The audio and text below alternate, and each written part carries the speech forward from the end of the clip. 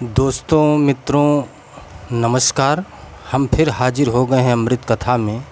आज एक ऐसी अमृत कथा है, इतनी पावन है कि आप यदि सुनेंगे और उसी तरह से उसका उपयोग करेंगे तो आपकी भी मनोकामना पूर्ण हो जाएगी। संपूर्ण रूप से आपकी भी इच्छा पूरी होगी।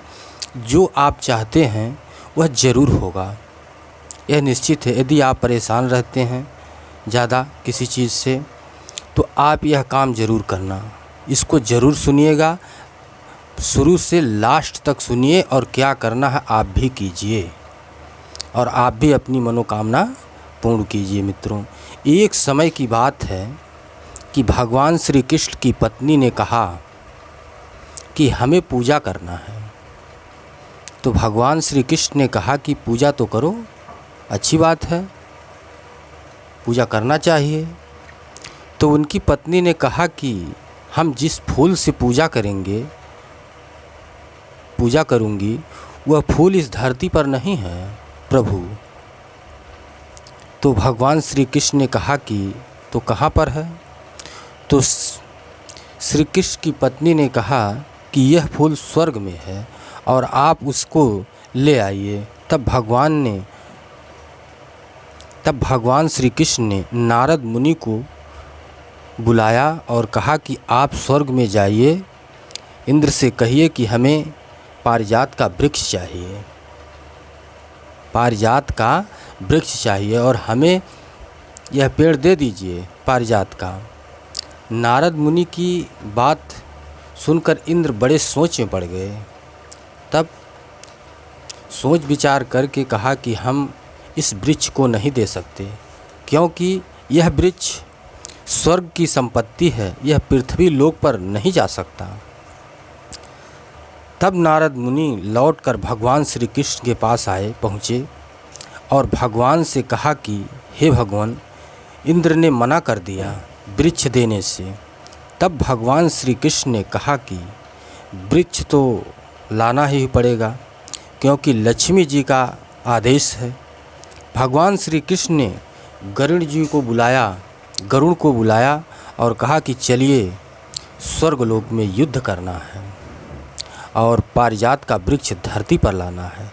गरुड़ भगवान को लेकर स्वर्ग में पहुँचे और इंद्र और कृष्ण में घोर युद्ध हुआ, बहुत घोर युद्ध हुआ।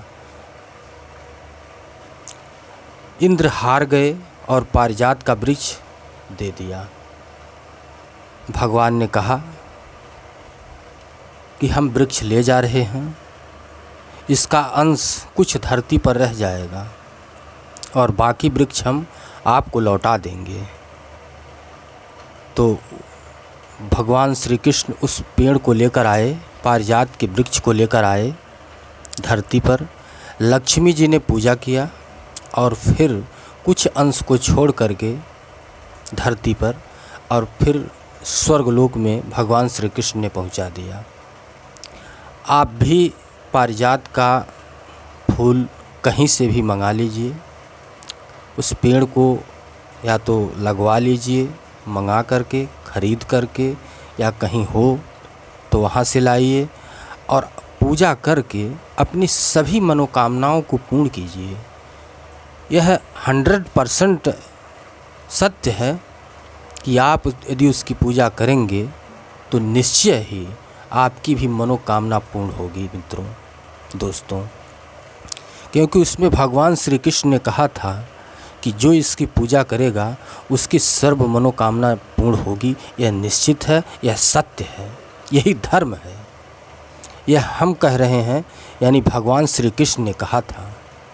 इसलिए आप सभी से अनुरोध है कि आप लोग भी कीजिए और अपनी मनोकामना पूर्ण कीजिए, ताकि आप लोगों को भी धन संपत्ति मिल सके, जिसकी जो चाह हो उसको वह चीज़ प्राप्त हो सके। मित्रों, दोस्तों, नमस्कार। चैनल को लाइक सब्सक्राइब ज़रूर करना। फिर कुछ मिलेगा तो ज़रूर बताएंगे दोस्तों। नमस्कार, नमस्कार।